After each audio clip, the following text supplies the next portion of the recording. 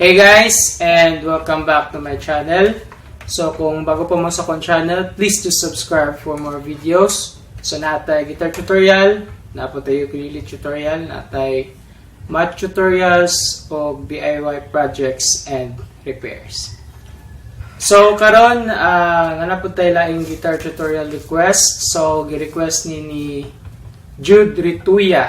So thank you sa pag-request sa kanta. So, ang iyang request is ang kanta sa Missing Filemon nga Sto Rosario. So, ari sa intro. So, sa intro sa kanta, ang first chord kay C.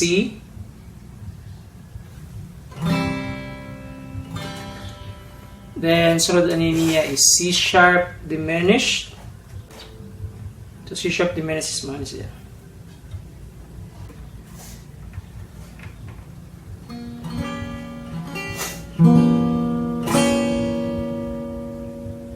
Or pwede po natin i-substitute ni C7. So, after sa C mo, C7 na ito diretso. Mamahara po rin siya tingog. Pero mas maayo ang C sharp diminished. Then, so na niya is D. Then, D7.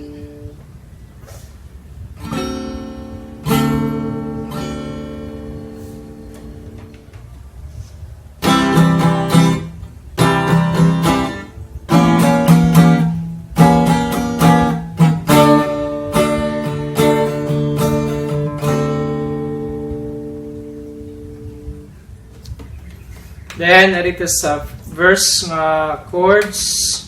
So, sa verse nga chords, usahan ni chord pattern. So, first nga chord is G. Then, sunod na niya is B minor. Then, A minor. Then, D.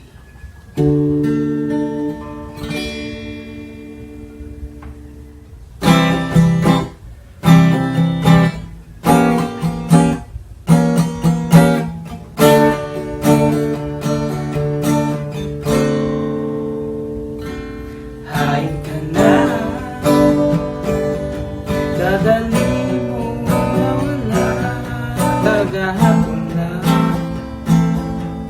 nanimba pa kita sa Sto Rosario. Nagtunga pa naman sa gipang tabi sa paligamay.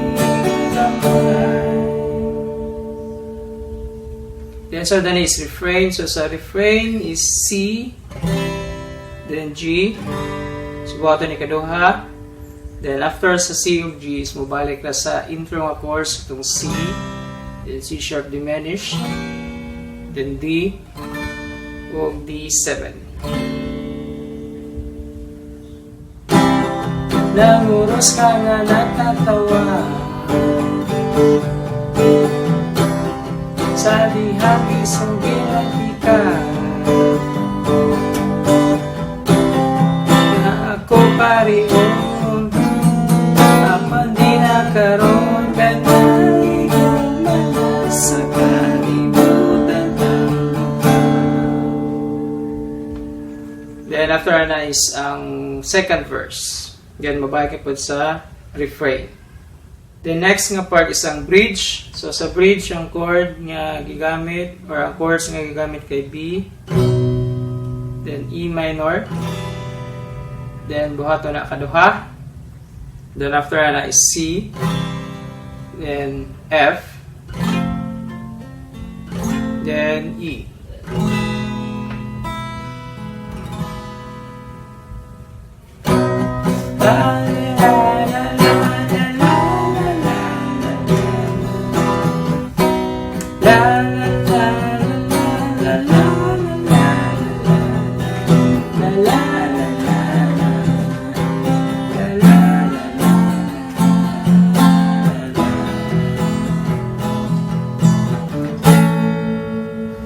Then, so the part is ang ad-lib. So, sa ad-lib is A, then C sharp minor,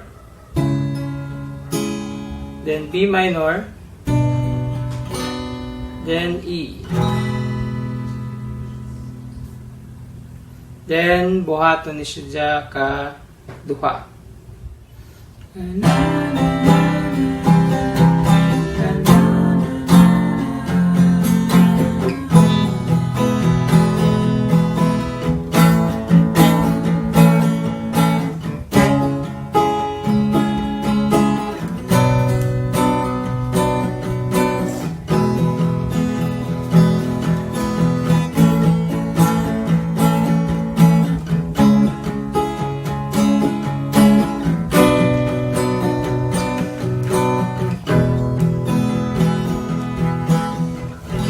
Sunod nga refrain is 1 fret higher siya.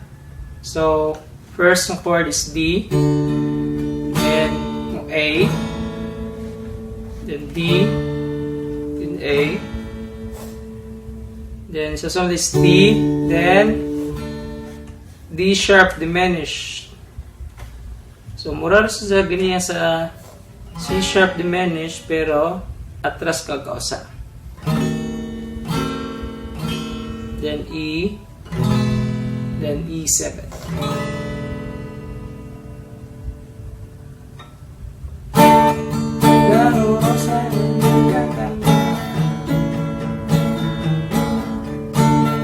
Kadihangis o ginitikas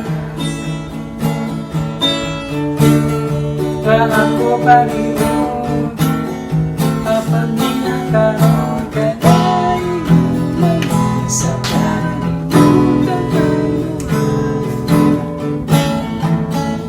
Then, next is ang outro nga part. So first nga outro, mura-mura rin siya sa adlib A, then C sharp minor, then mo C minor, then B minor, then E.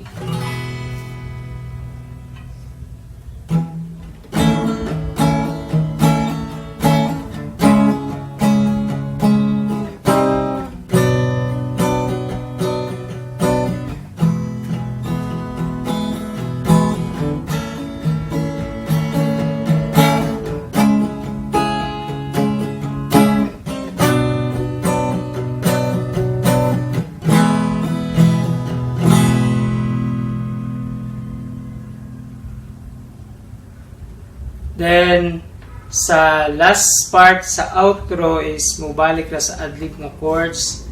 Ang A, then C sharp minor, then B minor o E. So, nakalahi lang sa first part is mo kawat ka sa C minor before mag B minor. Mali nga ni.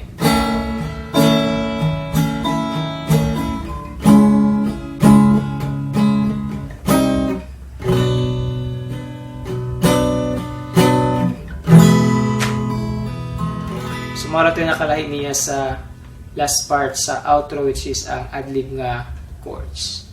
So, mao to ang kanta nga Sto Rosario by Missing Filemon. So, I hope nga nakatabang ninyo. So, thank you for watching and see you next time.